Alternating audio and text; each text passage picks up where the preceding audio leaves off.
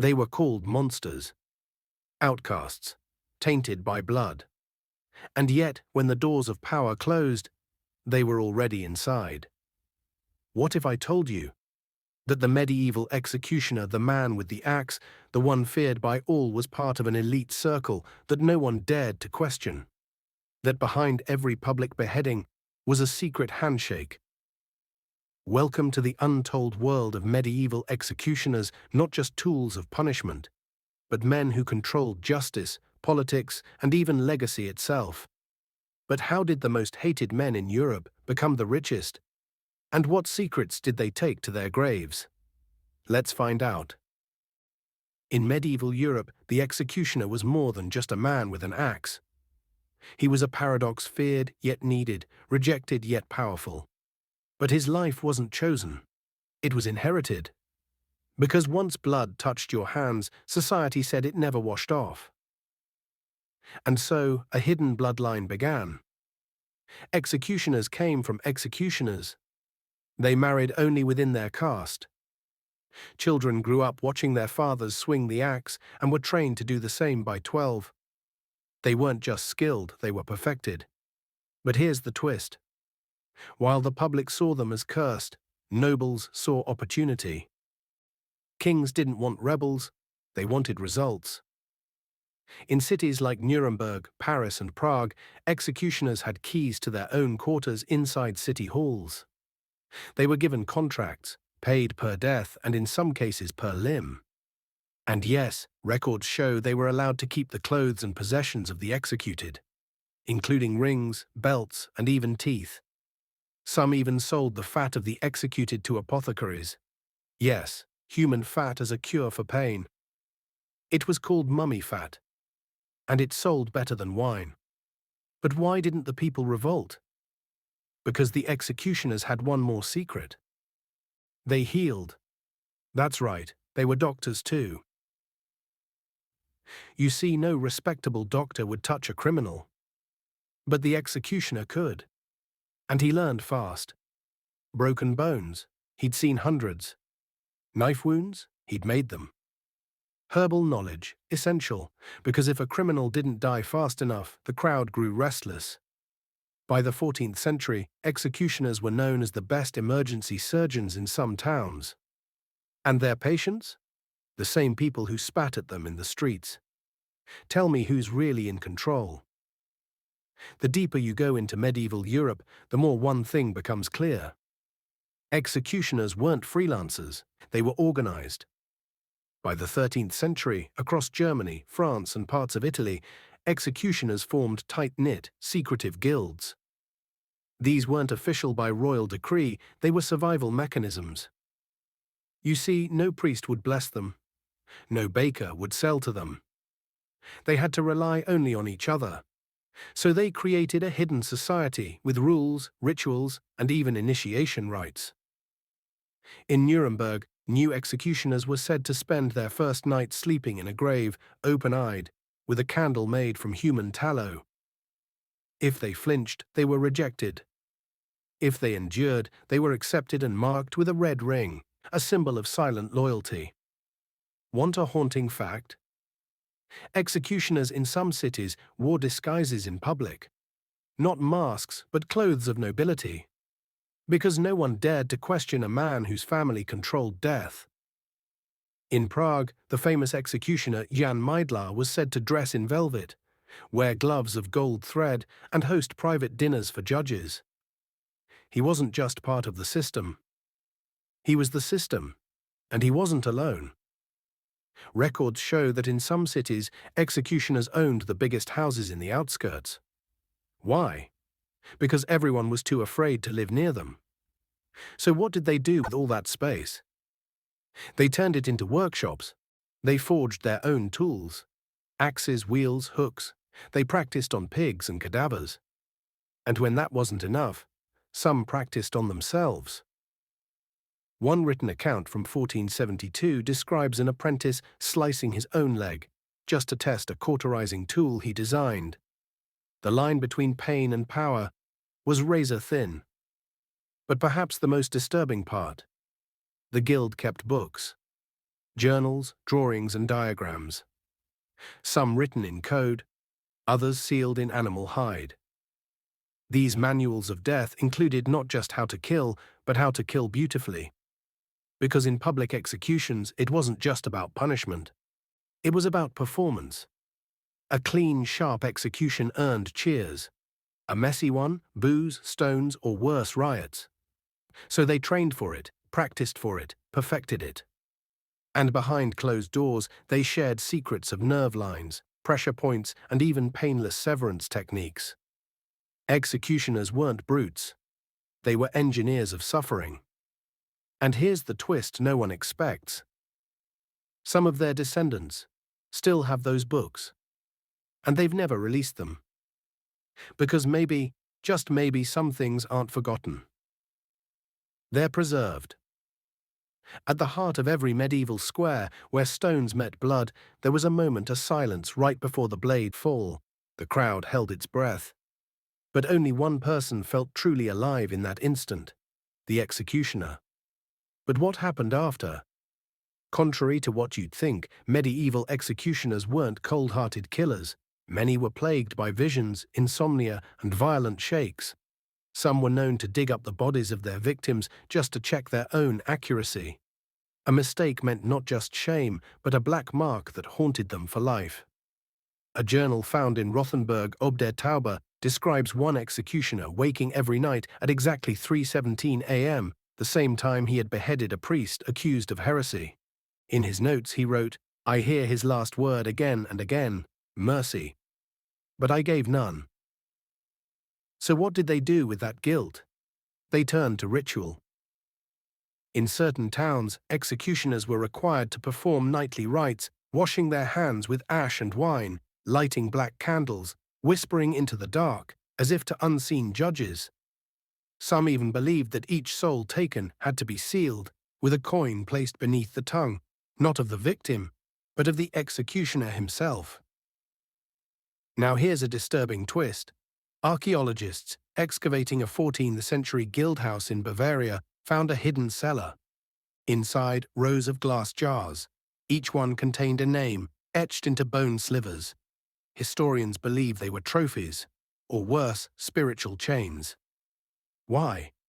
Because executioners feared revenge not just from the living, but the dead. There are records of executioners refusing to sleep with their backs to doorways, of locking themselves into iron cages at night so the spirits wouldn't pull them from their beds. And it wasn't just guilt, it was the public. Despite being essential, executioners were untouchable in the worst way. People crossed the street to avoid them, inns refused them entry, even priests wouldn't bless them unless paid in gold. And yet, when plague swept through Europe, who buried the dead? When witches were discovered, who performed the rites? When kings needed an untraceable death, who did they call? Executioners. They weren't just blades, they were shadows in service of order. Some cities even gave them special scrolls, authorizing secret judgments, silent executions, disappearances. There's one chilling case from Milan. A nobleman vanished in 1396. Days later, a sealed box was found at the foot of the executioner's house. Inside was only a glove marked with the noble's crest and a single note: paid. Executioners didn't just kill. They cleaned history. And no one ever dared to ask how. There was something else the guilds didn't speak of. Something even darker than the death. Inheritance. See, executioners' tools weren't simply passed down, they were bound. The sword, the hood, the gloves, even the boots, they carried memory. Not superstition, not metaphor. Memory. In Bruges, an executioner's apprentice in 1441 refused to wear his master's boots after the man's death. He claimed that every time he put them on, he heard the sound of wet breathing behind him. They forced him. He vanished within a week. Only his boots were found neatly placed on the gallows platform. Coincidence? Perhaps. But in Nuremberg, records show that some executioners took oaths not to pass down their tools, but to burn them. Why? Because they believed every tool that took life held part of that life, and if enough death accumulated in a single object, it could begin to pull back. One written account from Lubeck describes a sword that refused to cut. Mid-swing, the blade would turn or catch. The headsman insisted it recoiled from the innocent. When they tested it on an already dead body, it broke. No one reforged it. They buried it in salted earth. But that was just the beginning. Because the guild had one more secret. They trained their successors not just to kill, but to judge. Behind closed doors, executioners held their own tribunals, not public, not sanctioned, but final. They met in old cellars, deep wells, forest groves marked with red stones. No records, no appeals. And sometimes these were not punishments. Sometimes they were sacrifices. There's an infamous legend from Bohemia. A drought devastated the region. Crops failed. People starved. The local lord demanded a witch be blamed. But the executioner said no witch lived nearby. The people threatened to riot. The guild responded. They chose one of their own, an apprentice, and offered him as a blood tithe. He was executed at dawn. That night, it rained for the first time in 7 months. Coincidence? Or something worse? Many believed the guild knew of ancient rites, older than the church, and that their real power wasn't in killing, but in balancing, between life and death, between justice and order, between man and whatever watches man. And some executioners may have crossed that balance. In a sealed document discovered beneath a collapsed monastery in France, one account describes a group known only as the Final Tongue. It speaks of executioners who no longer served the people but fed something beneath the gallows, a hunger they claimed was eternal. The letter ends abruptly. The final sentence reads, "I've seen the rope swing when no wind blows." Even the clergy feared them. One priest in Krakow wrote of a confession from a dying executioner. The man said that when he executed his 100th victim, he began to hear voices during thunder. By 120, the thunder came without clouds. At 137, he stopped counting. He died screaming, "The weight is too loud." It's easy to think of executioners as villains, cold, brutal, evil. But maybe they were prisoners of their own duty.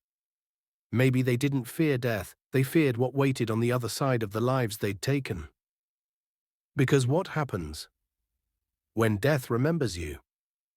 But the true shadow of the executioner wasn't cast by the blade. It was cast by the silence that followed. Because something strange began to happen in cities where guilds operated for generations. People stopped questioning why some died. They just accepted it. The executioner no longer needed a trial to justify the acts. If you were taken to the guild, it meant the decision had already been made not by king or court, but by legacy. Executioner families began to develop intuition, or as some called it, the sight.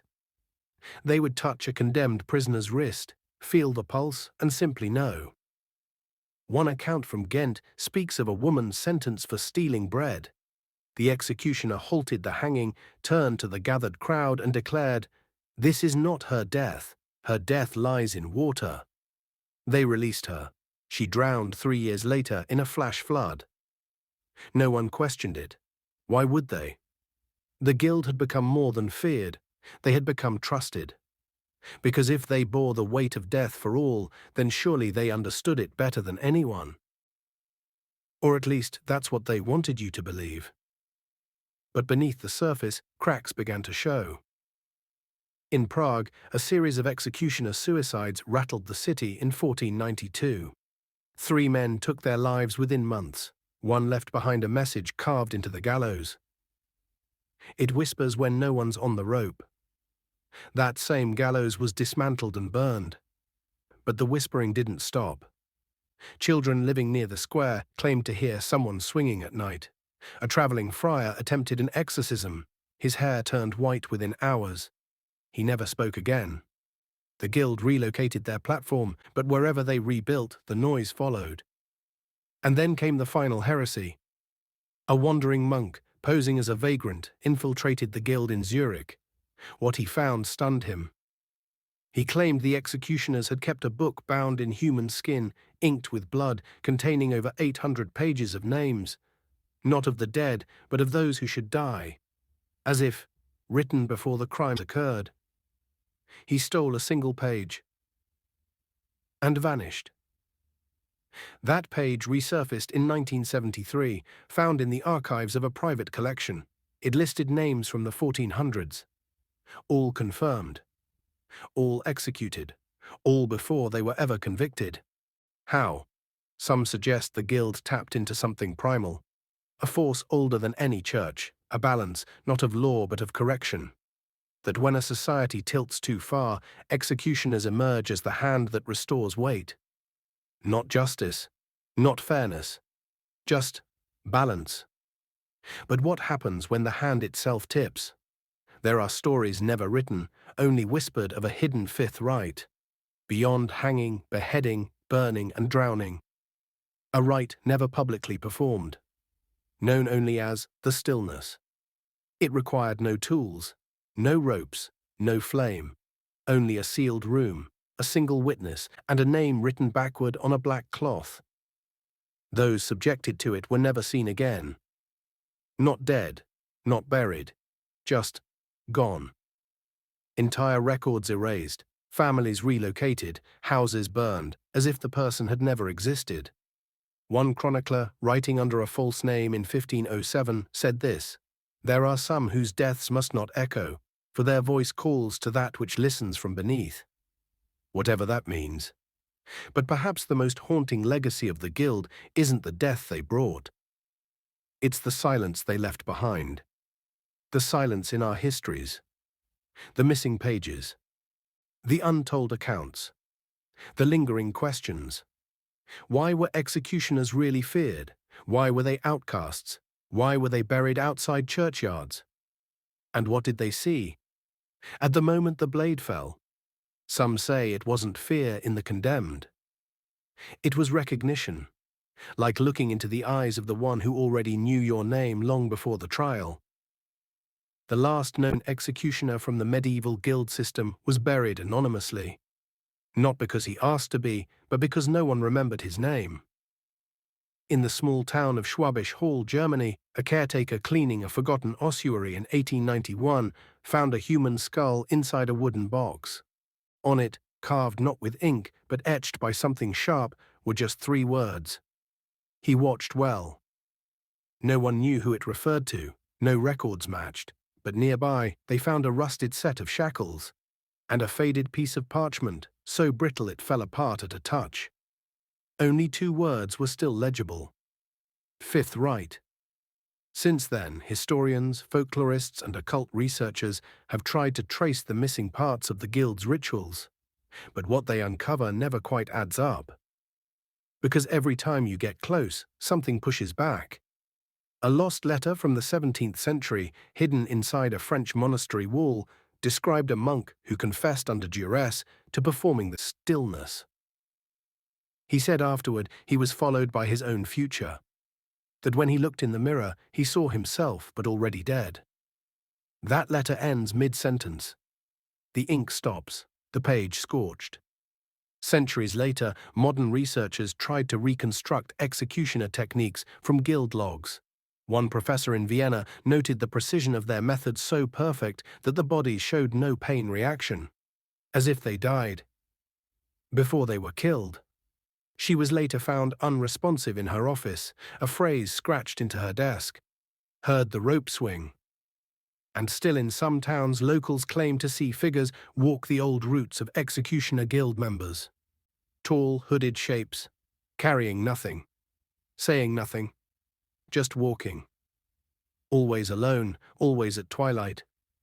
They vanish behind churches. Never enter the graveyard. Some say they are the echoes, not of those who died, but of those who made death function. Because maybe the guild was never about punishment. Maybe it was about management. about pruning the garden before it overgrows, about cutting rot before it spreads, about keeping order when order trembled. But in doing so, they became something else, feared, forgotten, and perhaps still watching. Because the real question isn't how they chose who died. It's how they knew who shouldn't live. And that question still hasn't been answered. Because the book, the one bound in skin, inked with judgment, it's still missing. And until it's found, every silence in our history could be one of theirs.